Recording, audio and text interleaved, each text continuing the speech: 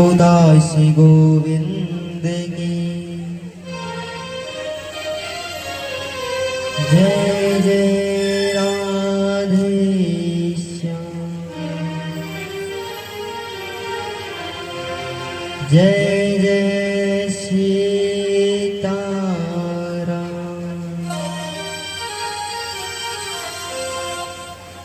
श्रीमद् भागवत कथा प्रांगण में आगमन सभी भक्तों को व्यास मंच की ओर से दास गोविंद की जय श्री राधे जय जय श्री परम मंगल में परात पर अखिलेश्वर कारण करुणा वरदाल भक्त वांछित कल्पतरु श्री तड़िंदुत विनिंदित पीतांबरधारी बाल कृष्ण लाल की वांगमयी प्रतिमूर्ति श्रीमद् भागवत महापुराण चतुर्थ दिवस की आज अरिहंत वाटिका की इस परम पावन धरा पर प्रवाहित होने के लिए जा रही है।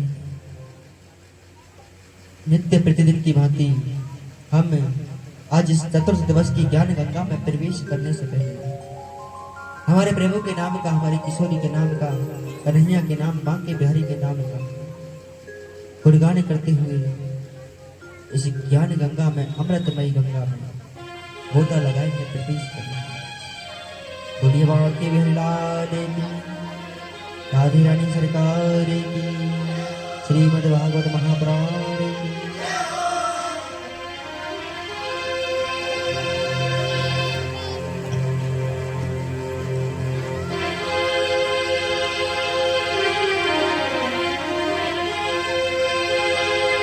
सब द्वारनी को छोड़ के और मैं आई तेरे द्वार। हे ब्रजवानी की लाडली लिख मेरी ओर निहार।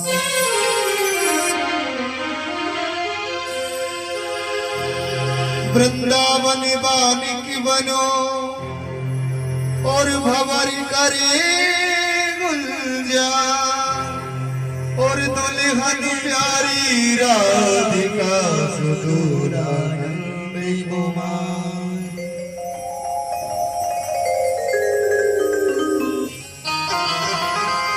वो सुनी है गोकुल नगरिया, सुनी है गोकुल नगरिया, ओ आजा आजा सवरिया। सुनी है गोकुल नगरिया, आजा आजा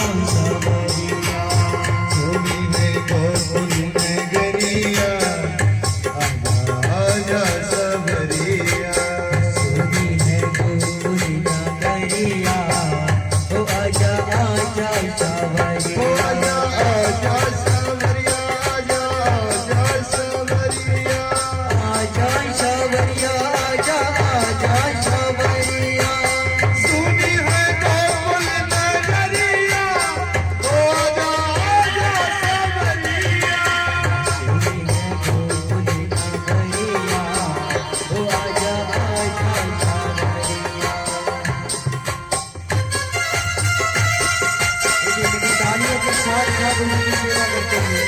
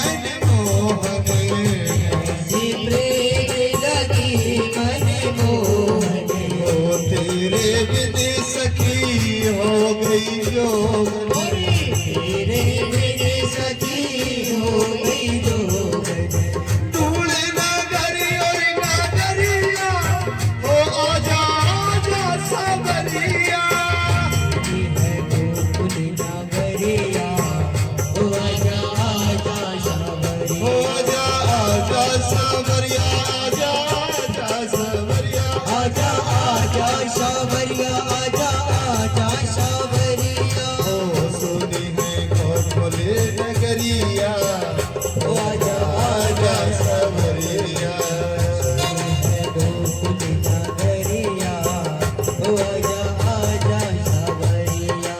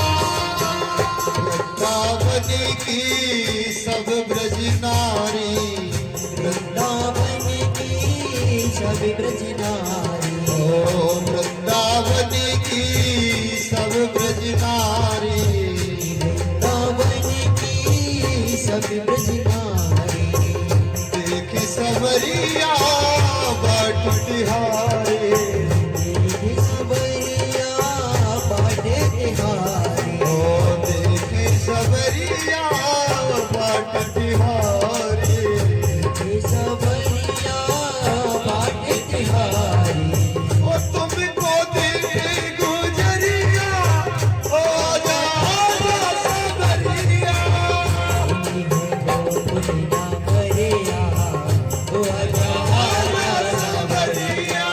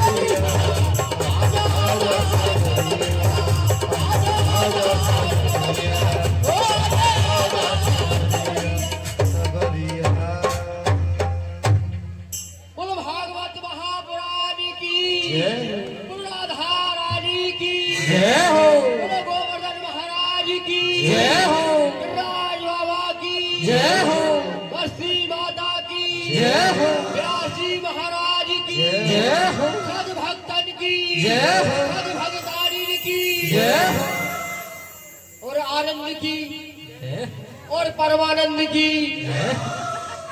जय हो। बोली वृंदावन बिहारी लाल की। और पब्लिक कभी आ रही है कहा चक्कर है, इतनी बड़ी बस्ती है, बताओ भाई बेजा है गई। बिल्कुल लाल थे घर में भीतर पंखा की और कूलर की हवा बनी ना करो, फिर हवा ना लगे, फिर यही होटल दुख रो है, मेरा दुख रो है, अब करे क्या। अरे महाराज अगली बार पांडाल में एसी लगवाई ना तब आएगी बात। अरे यार बहुत जोरी ऐसी हवा आ रही है, कैसी बढ़िया आनंद है रे, भगवान के आनंद है रे, बताओ यार छोड़ कर घर बैठिए लेकर के ना आ रही, 2-3 दिनों को आनंद है, फिर खो करियो खूब, कोई ना के कछु दे, हम ना कह रहे कछु। बोली राधे रानी सरकार की जय हो। ऐसी तगड़ी व्यवस्था कर रहा है, फिर मतलब ये है भाई। अब तो आप सभी भक्त अपने मन को वही ले चलिए जहाँ कल हमने कथा को विश्राम दिया था। बड़ी सुंदर कथा श्री सुखदेव जी महाराज राजा परीक्षित को चतुर्थ दिवस की श्रवण पान करा रहे हैं। महाराज राजा परीक्षित जिनको श्राप लगा है 7 दिन में मृत्यु का श्राप, एक तक्षक नामक सर्प के डसने से मृत्यु का श्राप।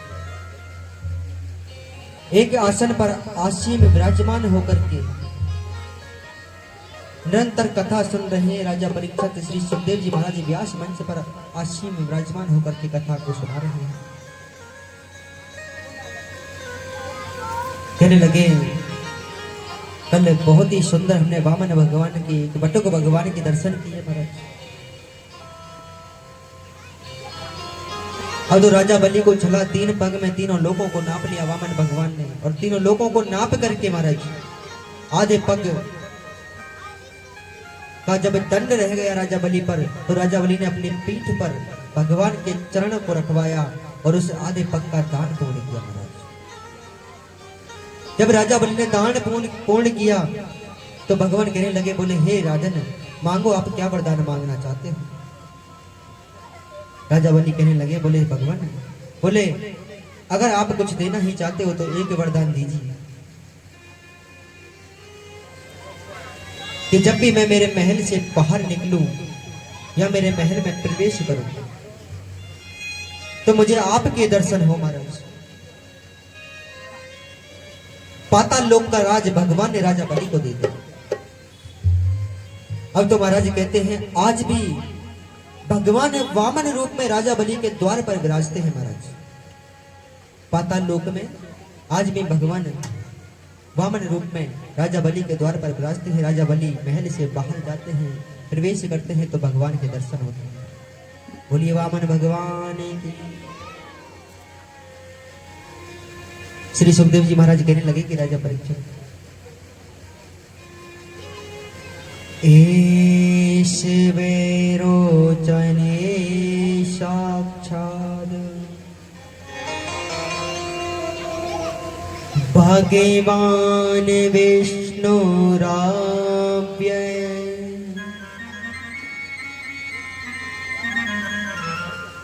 कास्य पादादिते जातो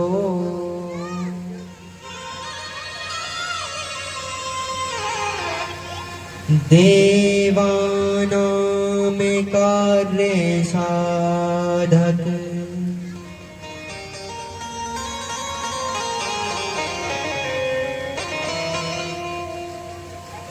अब तो महाराज कहते हैं यहाँ पर राजा परीक्षित कहने लगे, बोले हे व्यास जी महाराज, बोले क्या कभी ऐसा हुआ है कि किसी पशु ने, किसी जानवर ने भगवान को पुकारा हो और भगवान ने उसको दर्शन दिए हो महाराज।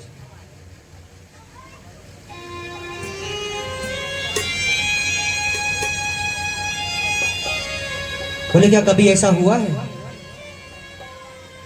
श्री सुखदेव जी महाराज कहने लगे, बोले राजा परीक्षित, बोले अवश्य ही ऐसा हुआ है। कहने लगे मैं आपको एक कथा सुनाता हूं महाराज, गजेंद्र मोक्ष की कथा। कि बोले हे राजा परीक्षित, बोले एक बार एक त्रिकूट नामक पर्वत था और उस पर्वत के पास बड़ा ही सुंदर एक सरोवर बहता था महाराज। और उस पर्वत सरोवर के पास एक सफेद हाथी यानी एक गज, जिसका नाम था गजेंद्र, अपने परिवार के साथ जीवन यापन किया करता था महाराज। उस गजेंद्र को अभिमान था अपने बल का अभिमान, अहंकार था अपने बल का अहंकार महाराज। तो कहते हैं महाराज कि भगवान कभी किसी का अहंकार नहीं ठहरने देते महाराज, किसी का भी अभिमान ठहरने नहीं देते भगवान कभी। तो अपने बल का अभिमान था गजेंद्र को। अब तो महाराज कहते हैं कि उस सरोवर के पास एक गजेंद्र रहा करता था, एक सफेद हाथी, उसको अभिमान था अपने बल का अभिमान। एक दिन कहते हैं वह गजेंद्र अपने परिवार के साथ रहता था, अपने परिवार को, अपने पत्नी, अपने बच्चों को लेकर उस सरोवर में स्नान करने के लिए, क्रीड़ा करने के लिए गया महाराज। और जब क्रीड़ा करने के लिए गया तो उस सरोवर में एक ग्रह रहता था। ग्रह यानी किसे कहते हैं? ग्रह बताइए, किसे कहते हैं? समुद्र के जीव का नाम बताइए। मगरमच्छ देखा है? सामने नहीं देखा, वो फोन में तो सबने देखा होगा। उसका नाम है ग्रह। और जो हाथी होता है ना, उसको संस्कृत में बोलते हैं गज। गज यानी हाथी, और उसका नाम था गजेंद्र हाथी। और मगरमच्छ को कहते हैं ग्रह। तो एक ग्रह उस सरोवर में रहता था महाराज। अब देखिए कि हमें पूरा जीवन करते हैं ना कि मेरी पत्नी है, मेरे बच्चे हैं, तो ये कथा उन्हीं के लिए है महाराज कि संसार में कोई किसी का नहीं है। जब समय आएगा ना तो सब छोड़ करके चले जाएंगे। और साथ कौन देगा? जिसको हम कभी याद नहीं करते।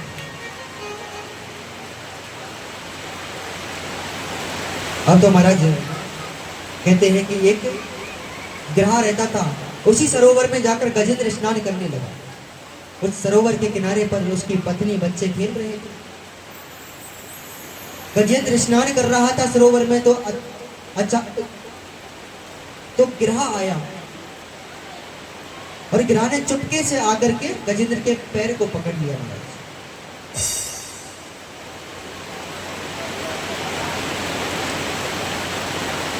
नाव महाराज चले जाओ सर।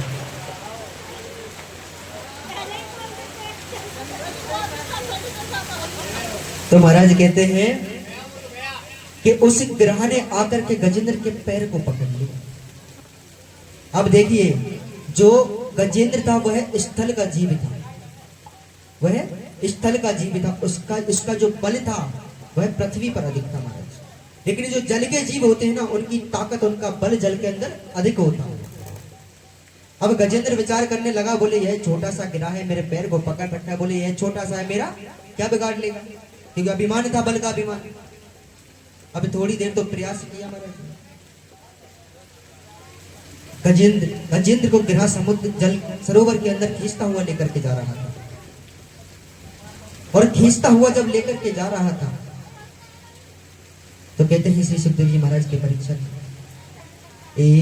स्त्री से नर्म विवाहित व्रतार्थे प्राणी संकटे गो ब्राह्मणार्थे हिंसाया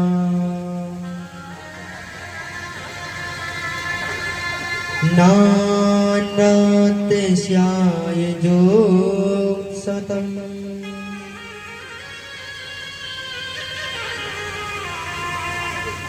तो जब वह ग्रह गजेंद्र को जल के अंदर ले जाता हुआ जा रहा था, अपने बल का प्रयास करने लगा, गजेंद्र छुड़ाने लगा स्वयं को, लेकिन जल में ग्रह की ताकत अधिक थी महाराज, छुड़ा नहीं पाया।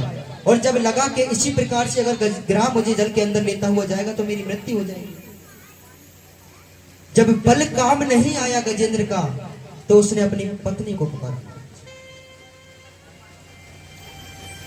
जिसको हम पूरा जीवन कहते हैं ना कि मेरी पत्नी है, जिसके साथ फेरे लेते समय वचन खाते हैं, वचन लेते हैं महाराज, बोले आजीवन साथ देंगे। और सबसे पहले अपनी पत्नी को पुकारा बोले हे देवी आप आकर के मेरे प्राणों की रक्षा कीजिए, यह ग्रह मुझे जल के अंदर ले जाता हुआ जा रहा है, अगर इसी प्रकार से लेता हुआ गया तो मेरी मृत्यु हो जाएगी महाराज।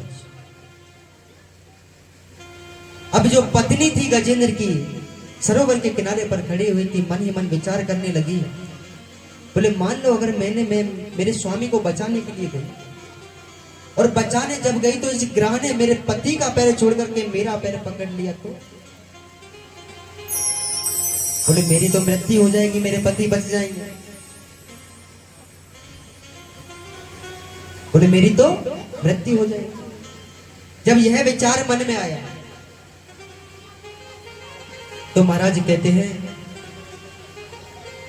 तो उस जो गजेंद्र की पत्नी थी कहने लगी, बोले स्वामी बोले क्षमा कीजिए, हम आपकी रक्षा के लिए नहीं आ सकते, हम आपकी रक्षा के लिए नहीं आ सकते महाराज, क्योंकि इस ग्रह ने अगर आपका पैर छोड़कर मेरा पैर पकड़ लिया तो मेरी मृत्यु हो जाएगी।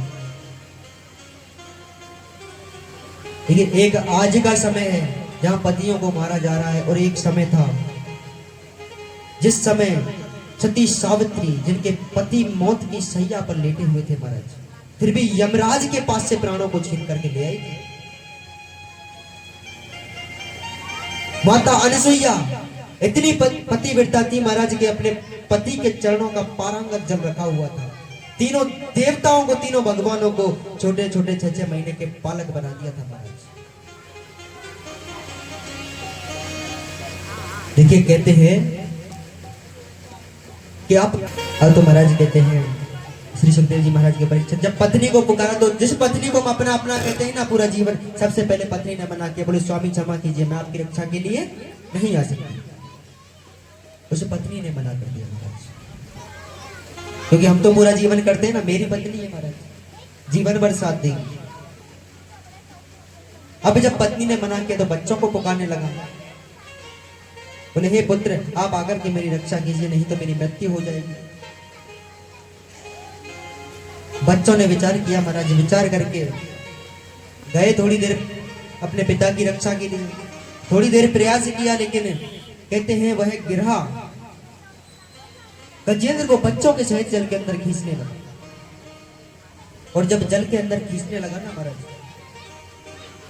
तो बच्चे भी छोड़ करके बाहर आ गए। जिन बच्चों को हम कहते हैं ना मेरा मेरा, वह भी छोड़ करके बाहर आ गए।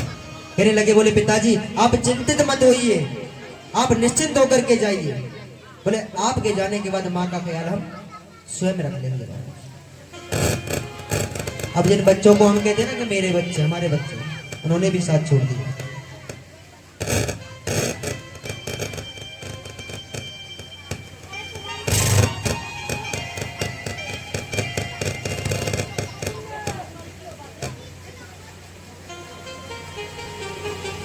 बोले बच्चों ने भी साथ छोड़ दिया।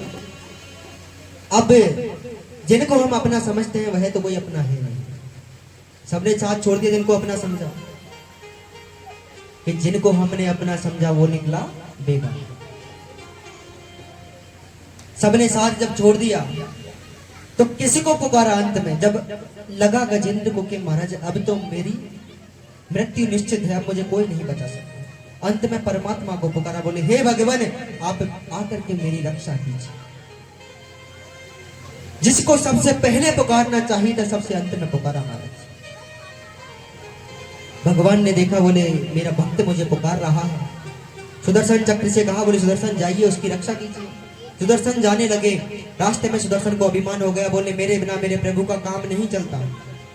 जब भगवान ने देखा सुदर्शन को अभिमान हो गया, आधे रास्ते से वापस बुला लिया। गरुड़ पर बैठ करके जाने लगे, गरुड़ को अभिमान हो गया, बोले मेरे बिना मेरे प्रभु कहीं नहीं जा सकते। भगवान ने देखा, बोले गरुड़ को भी अभिमान हो गया, गरुड़ पर बैठे हुए थे, अंतर ध्यान हो गए महाराज, गरुड़ को रास्ते में छोड़ दिया और कहा जहां गजेंद्र पुकार रहा था वहां जाकर पहुंच गए। बोली नारायण भगवान की, जाकर के गजेंद्र की रक्षा की और गजेंद्र की रक्षा करके गजेंद्र को अपने साथ वैकुंठ धाम लेकर के आ गए, क्योंकि ठाकुर जी कहां विराजते हैं? वैकुंठ। वैकुंठ लेकर के आए तो महाराज वहां आकर गजेंद्र ने एक अद्भुत दृश्य देखा। क्या दृश्य देखा कि जो गिरा गजेंद्र को मारना चाहता था वह गजेंद्र से पहले आकर के वैकुंठ में बैठा हुआ है महाराज। गजेंद्र पूछने लगा, बोले भगवान, बोले यह तो पापी है, मुझे मारना चाहता था, यह मुझसे पहले आपके धाम आ गया, ऐसा क्यों हुआ? बोले ऐसा क्यों हुआ? भगवान कहने लगे, गजेंद्र, बोले आपका अंतिम समय था, आपने मुझे पुकारा, आपने मुझे पुकारा, आप मेरे भक्त कहलाए, क्योंकि भगवान को पुकारते हैं भगवान के भक्त। बोले आप मेरे भक्त कहलाए और मैं मेरे भक्तों से भी उतना प्रसन्न नहीं होता जितना मेरे भक्तों के अगर कोई पैर पकड़ ले महाराज, जितना उनसे प्रसन्न होता। बोले चाहे ग्रह आपको मारना चाहता था, लेकिन आप मेरे भक्त थे, मेरे भक्त के पैरों को पकड़ रखा था उसने, इसलिए आपसे पहले आकर के ग्रह वैकुंठ में आ गया, क्योंकि भगवान के भक्त थे गजेंद्र, गजेंद्र के पैर पकड़े ग्रह। इसलिए कहते हैं कि भगवान के भक्तों का कभी अपमान नहीं करना चाहिए महाराज, क्योंकि भगवान जो है ना, कहा गया है कि भगत के वश में है भगवान, भगवान भगत के वश में है महाराज, और भक्त बिना ये कुछ भी नहीं है, भक्त है इनकी जान, क्योंकि भगवान को भक्त जिस रूप में जिस भाव से याद करते हैं ना, उसी भाव से आकर के दर्शन देते हैं महाराज। बोलिए बाबा के मेरी लाल की। इसलिए देखो, हम तो यही कहते हैं जितना हो सके ना इस जीवन में परमात्मा की भक्ति कीजिए, ठाकुर जी की भक्ति कीजिए महाराज, यही साथ जाएगा, इसके अलावा कुछ साथ नहीं जाने वाला। अब तो महाराज कहने लगे श्री सुखदेव जी महाराज कि परीक्षित, बोले भगवान के 24 अवतार हैं, लेकिन भगवान के मानव रूप से जुड़े हुए 2 ही अवतार हैं। कौन कौन से 2 अवतार? कौन कौन से हैं मानव रूप से जुड़े हुए भगवान के 2 अवतार? मानव रूप में जन्म कौन कौन से अवतार में लिया भगवान ने?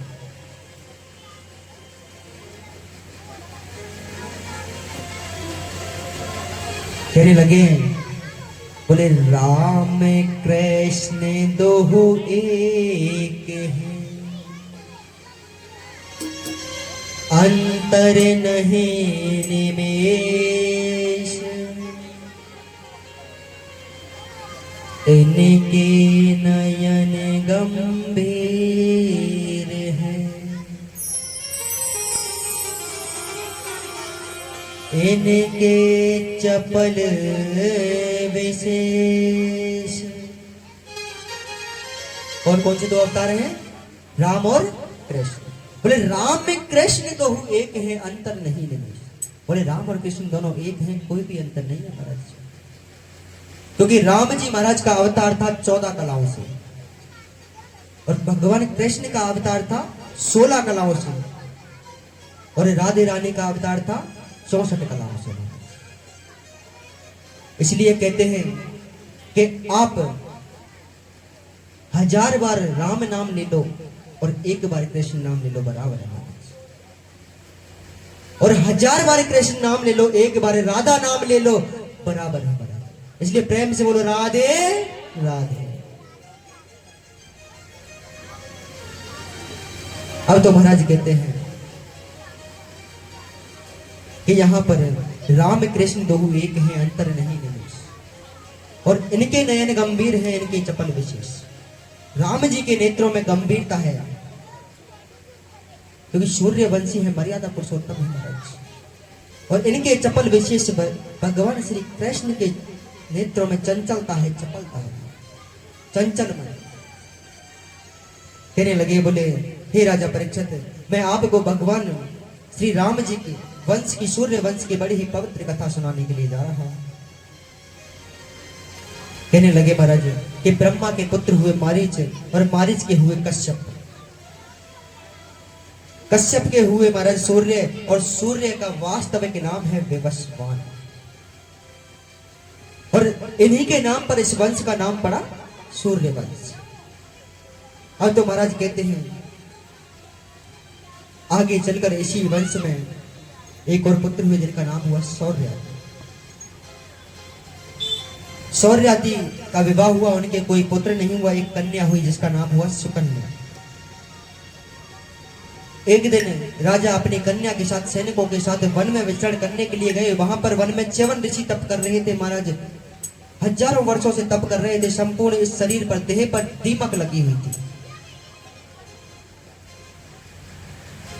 और दीमक लगी हुई थी महाराज। तो कहते हैं सुकन्या ने चंचलतावश चपलतावश दो सींग लेकर के, सिर्फ नेत्र दिखाई दे रहे थे च्यवन ऋषि को, नेत्रों में चुभो दी।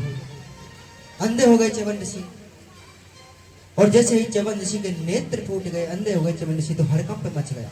सारी प्रजा घबरा गई महाराज, सुकन्या घबराने लगी, राजा घबराने लगे, भयभीत हो गए। और जब भयभीत हुए तो श्री सुखदेव जी महाराज कहते हैं कि राजा परीक्षित, यहां ना चाहते हुए भी, ना चाहते हुए भी राजा को अपनी कन्या का विवाह, सुकन्या का विवाह च्यवन ऋषि के साथ करना पड़ा। क्योंकि कौन पिता चाहेगा कि उसकी कन्या का विवाह एक अंधे के साथ हो? कोई चाहेगा? बेरोजगार के साथ करना ना चाहे अंधे तो वो दूर, बहुत दूर की बात है महाराज।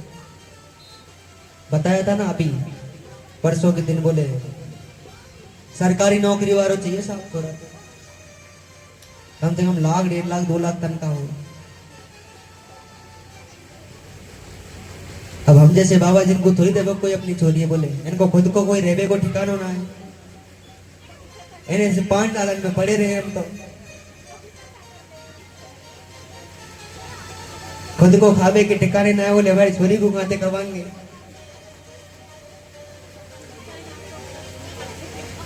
सत्य बात है कि ब्याह देंगे बेरोजगार को अपनी छोरी है। अब तो महाराज कहते हैं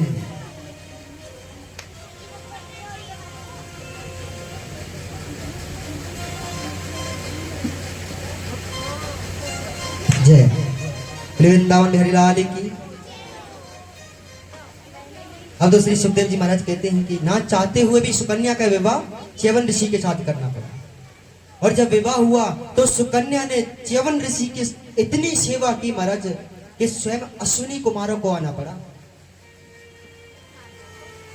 स्वयं अश्विनी कुमारों को आना पड़ा, और अश्विनी कुमार आए, अपने साथ एक पात्र में प्रकाश लेकर के आए महाराज। प्रकाश लेकर के आए, च्यवन ऋषि को प्रदान किया, उनको नेत्रों की रोशनी मिली, वापस प्रदान की महाराज। च्यवन ऋषि के नेत्र पुनः ठीक हुए, दिखाई देने लगा। तो तब से बाजार में एक प्रोडक्ट आता है जिसको हम कहते हैं च्यवन प्राश, जानते होंगे सब, जो बच्चों को दिया जाता है ना नेत्रों की रोशनी के लिए। तुम्हें मिला करके दे में कि ना दो, आजकल तो कोई ना दे, कहा मतलब पड़ रहा, मोबाइल दे में आजकल तो बोले सही थोड़ी करने, नेत्र खराब करने अपने। तो छोटे छोटे बच्चों के चश्मे चढ़ जाते हैं, क्यों चढ़ते हैं? इसीलिए चढ़ते हैं। अब तो महाराज कहते हैं इसी वंश में आगे चलकर सूर्य वंश में एक और प्रतापी राजा हुए, नबग, नबग के हुए नाबाग, और नाबाग के हुए राजा अमरीश। राजा अमरीश बड़े ही महान राजा हुए, भगवान के बड़े भक्त थे, परम भक्त थे महाराज। प्रत्येक एकादशी का व्रत किया करते थे, साल में जितनी भी एकादशी आती है प्रत्येक एकादशी का व्रत करते थे महाराज। अब तो एक दिन जब एकादशी आई तो उनके द्वार पर दुर्वासा ऋषि का आगमन हो गया,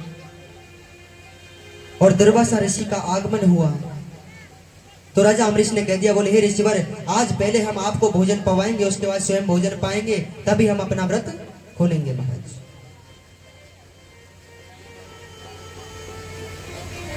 अब कहते हैं जब संध्या में समय था तो दुर्वासा ऋषि ने विचार किया, बोले अभी तो संध्या में बहुत समय है, क्यों ना नदी पर जाकर भगवान का ध्यान किया जाए। नदी पर गए, जाकर के स्नान किया और किनारे पर बैठ करके भगवान का ध्यान कर लिया। अब तो समय व्यतीत हुआ तो संध्या हो गई, और संध्या जब हो गई तो बाकी सारे संत जन ऋषिगण तो आ गए, लेकिन दुर्वासा ऋषि का आगमन नहीं हुआ महाराज। राजा अमरीश बाट निहार रहे थे, बोले कब दुर्वासा ऋषि आए, कब हम भोजन पवाएं, कब स्वयं व्रत खोलें।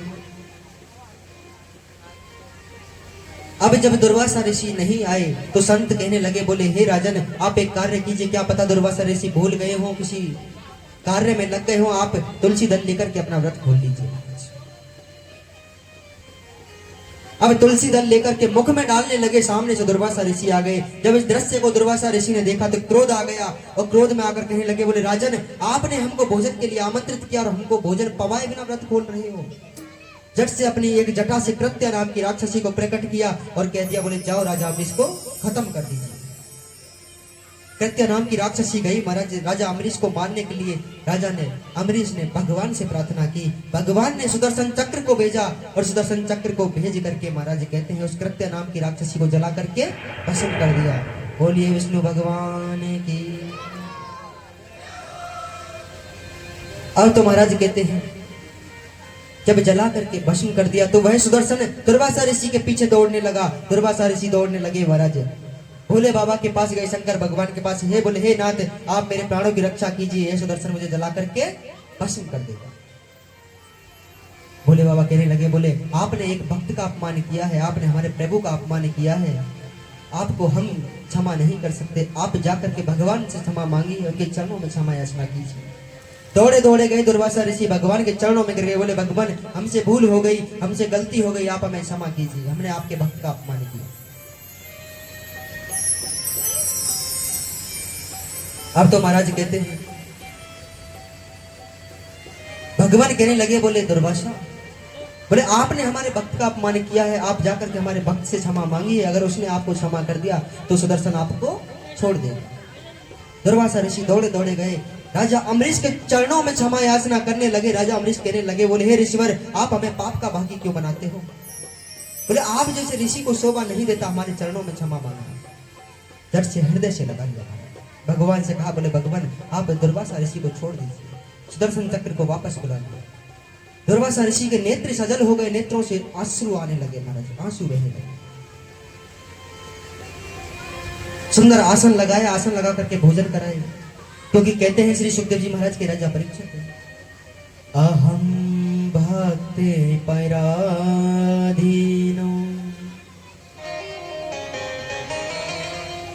या स्वतंत्राय ध्वज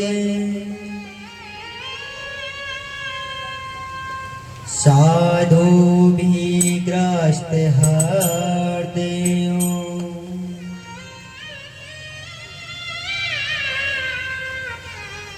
भगतेरे भक्त जना प्रिय।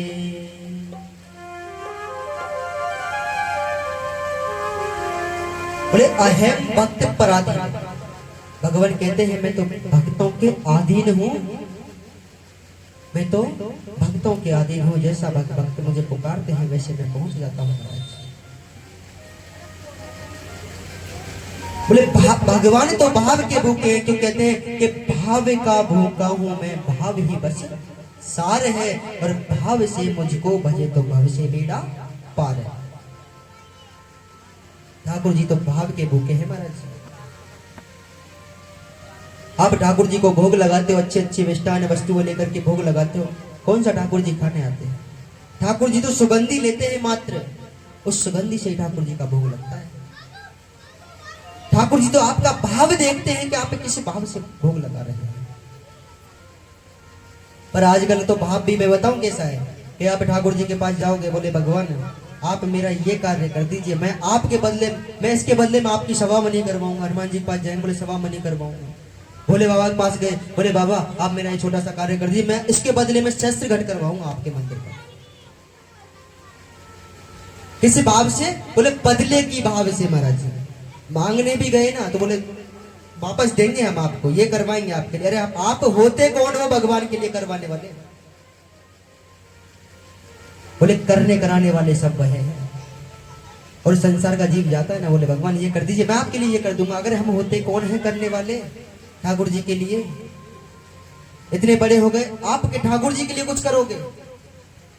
जो उस पूरे सृष्टि के पालन करते हैं आप उनके लिए करोगे? अरे कभी जाओ ठाकुर जी के पास, ठीक है अभिलाषा है। देखो इस संसार में एक मनुष्य जीवन ऐसा है जिनको अभिलाषा होती है, लालसा होती है मांगने की, और कोई जीवन नहीं है महाराज। सिर्फ एक मनुष्य है जो ठाकुर जी के पास जाता है ना तो कभी खाली मन से नहीं जाता, कुछ ना कुछ मांगने की भावना से। आप जाओ तो ठीक है मांगो, देखो ऐसी कोई बात नहीं है मांगना नहीं, मांगो ठाकुर जी से, क्योंकि ठाकुर जी देते हैं। पर मांगो तब यह है कह दो। बोले हे भगवान, हमारी यह छोटी सी प्रार्थना है, आप इसे स्वीकार कीजिए। बाकी हम होते कौन है आपके लिए कुछ करने वाले? आप जैसा हमें चलाओगे वैसा हम चलेंगे। हमारी बस आपसे छोटी सी प्रार्थना है, आप जिस राह पर हमको चलाओगे उस राह पर हम चलेंगे।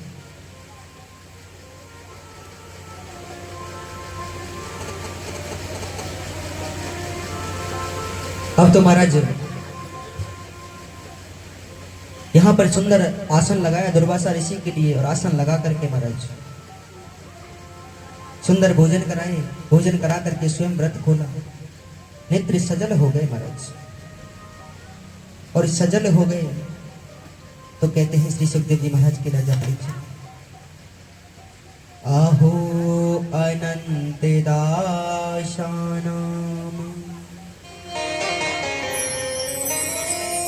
महत्वं दृष्टे पादमे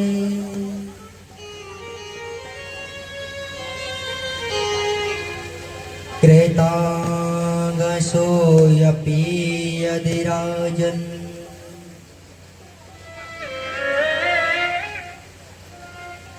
मंगलानि समीहसे।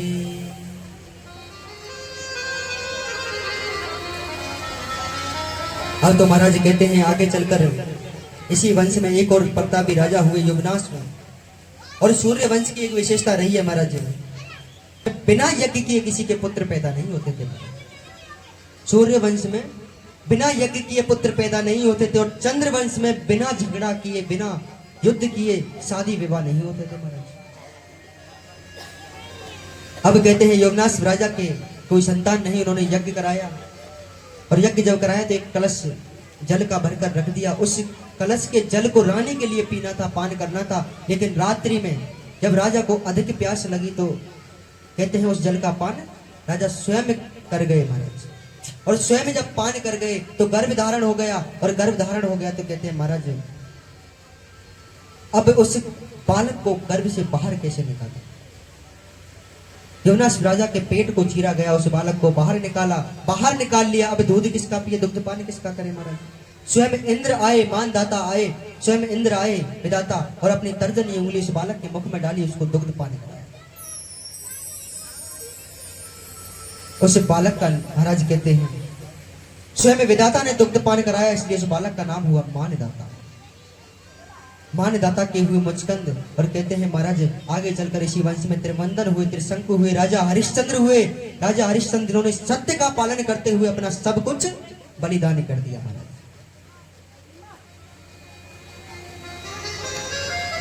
देखिए एक बात जीवन में आप अपनाइए कि कभी झूठ मत बोलिए महाराज। झूठ तब बोलिए जब किसी का भला हो रहा हो, अपने स्वार्थ के लिए नहीं।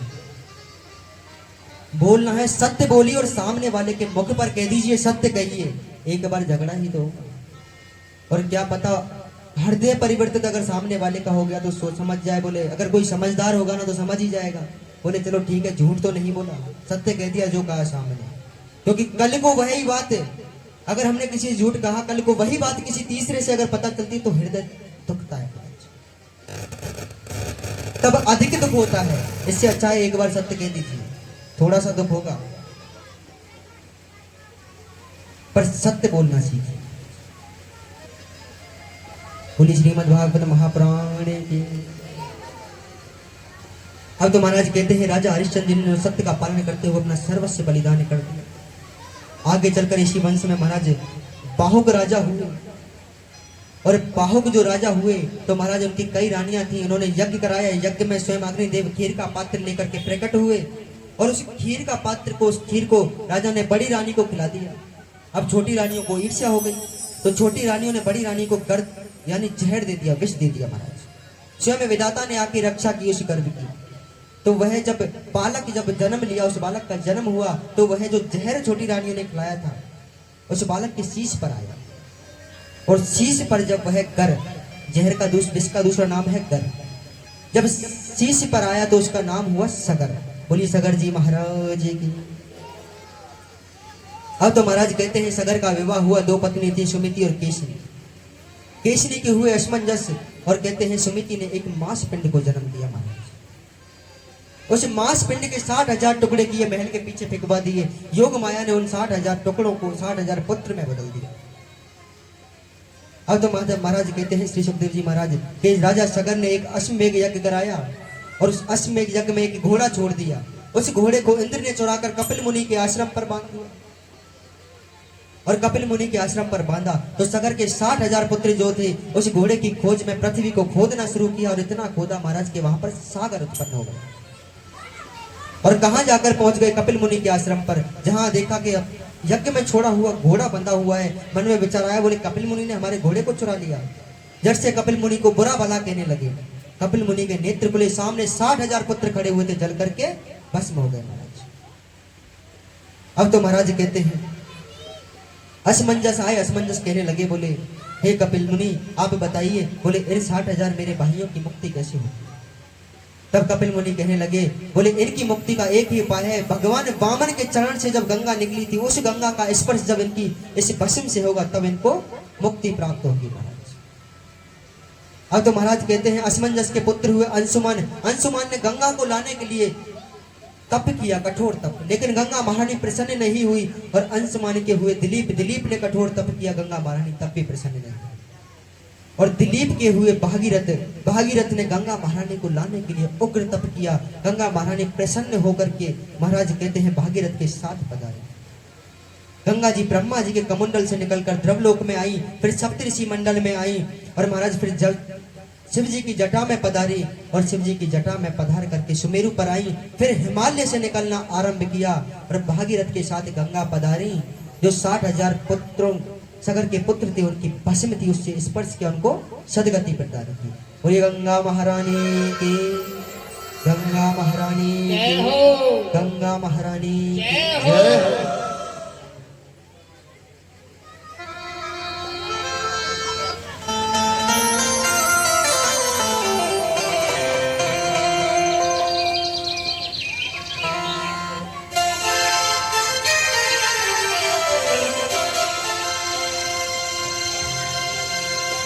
शिव के शीश विराजती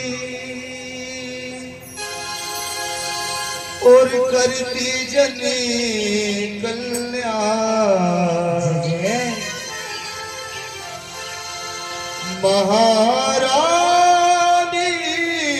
गंगा तेरी जगमगा मैया तेरे